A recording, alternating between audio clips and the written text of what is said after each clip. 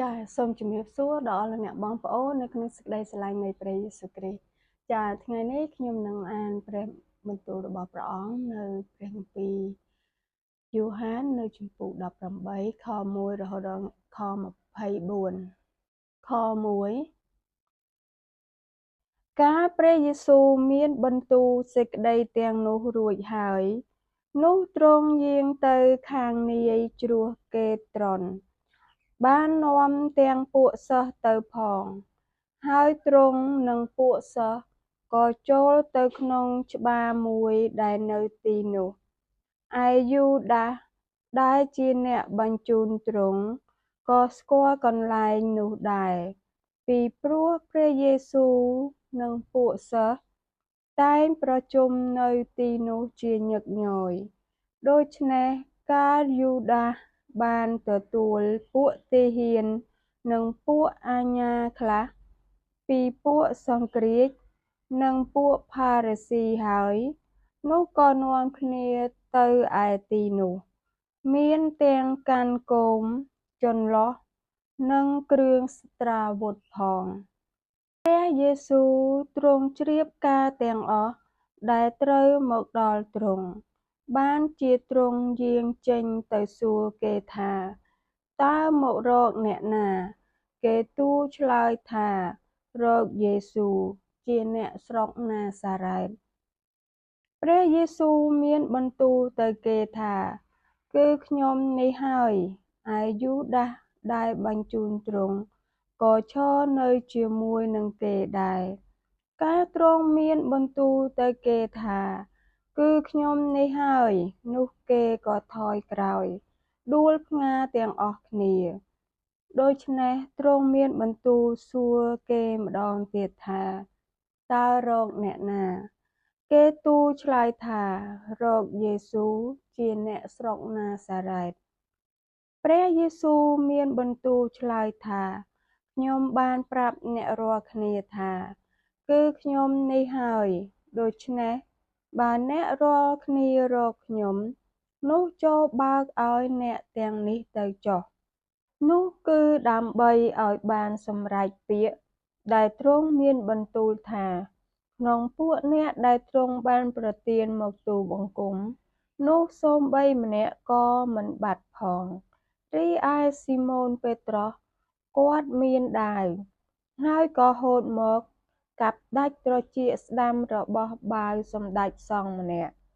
បាវនោះឈ្មោះម៉ាកុសនោះព្រះយេស៊ូវមានបន្ទូលទៅពេត្រុសថាចូលសោកដាវទៅក្នុងស្រោមវិញទៅតើមិនត្រូវឲ្យខ្ញុំទទួលពែងដែលព្រះវរបិតាបានប្រទានមកខ្ញុំទេឬអីនោះពួកទាហាននិងមេទ័ពហើយពួកអាជ្ញារបស់សាសយូដាក៏ចាប់ព្រះយេស៊ូវចងរួចនាំទៅឯលោកអាណ៉ូសជាមុនដំបូងត្បិតលោកជាឪពុកក្មេករបស់កាយផាដែលធ្វើជាសម្ដេចសង្ឃក្នុងឆ្នាំនោះគឺលោកកាយផានេះឯងដែលទូន្មានដល់ពួកសាសយូដាថាមានប្រយោជន៍ឲ្យមានមនុស្សម្នាក់ស្លាប់ជំនួសបណ្តាជនឯស៊ីម៉ូនពេត្រុសនិងសិស្សម្នាក់ទៀតក៏តាមព្រះយេស៊ូវទៅសម្ដេចសង្ឃបានស្គាល់សិស្សមួយនោះដែរហើយគាត់ក៏ទូលទៅក្នុងព្រះលានសម្ដេចសង្ឃជាមួយនឹងព្រះយេស៊ូវឯពេត្រុសគាត់ឈរនៅឯមាត់ទ្វារខាងក្រៅដូច្នេះសិស្សម្នាក់ដែលសម្ដេចសង្ឃស្គាល់នោះគាត់ក៏ចេញទៅនិយាយនឹងអ្នកឆ្មាំទ្វាររួចនាំពេត្រុសចូលមកនោះបាវស្រីដែលចាំទ្វារនិយាយទៅពេត្រុសថា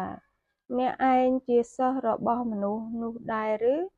គាត់ឆ្លើយថាខ្ញុំមិនមែនទេពួកបាវនិងពួកអាជ្ញាក៏ឈរនៅទីនោះដែរគេបានដុតភ្លើងអាំងព្រោះរងាហើយពេត្រុសក៏ឈរអាំងនៅជាមួយនឹងគេនោះសម្ដេចសង្ឃក៏ពិចារណាសួរព្រះយេស៊ូវពីដំណើរពួកសិស្សនិងសេចក្តីដែលទ្រង់បង្រៀនព្រះយេស៊ូវមានបន្ទូលឆ្លើយទៅលោកថា ខ្ញុំបាននិយាយនឹងបណ្ដាមនុស្សនៅកណ្ដាលជំនុំខ្ញុំតែងតែបង្រៀនក្នុងសាលាប្រជុំហើយក្នុងព្រះវិហារជាកន្លែងដែលពួកសាសយូដាប្រជុំគ្នាខ្ញុំមិនដែលនិយាយដោយសម្ងាត់ទេហេតុអ្វីបានជាលោកសួរខ្ញុំចូលសួរដល់ពួកអ្នកដែលបានស្ដាប់ខ្ញុំពីសេចក្តីដែលខ្ញុំនិយាយនោះវិញមើលគេដឹងសេចក្តីដែលខ្ញុំនិយាយដែរកាលទ្រង់មានបន្ទូលដូច្នេះហើយនោះមានពួកអាជ្ញាម្នាក់ដែលឈរនៅទីនោះបានទះកំភ្លៀងព្រះយេស៊ូវដោយពាក្យថាឯងឆ្លើយទៅសម្ដេចសង្ឃយ៉ាងដូចនេះឬ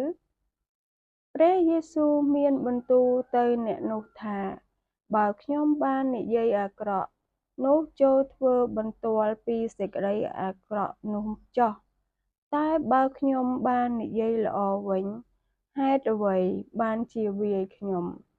នោះលោកអាណ័រឲ្យគេនាំទ្រង់ទាំងជាប់ចំណង